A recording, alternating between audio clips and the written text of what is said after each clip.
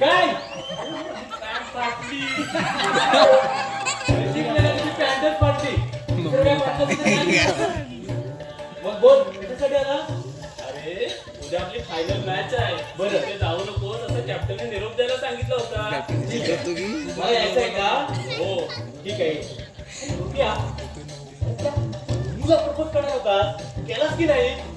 केला. म्हणाली काय ती?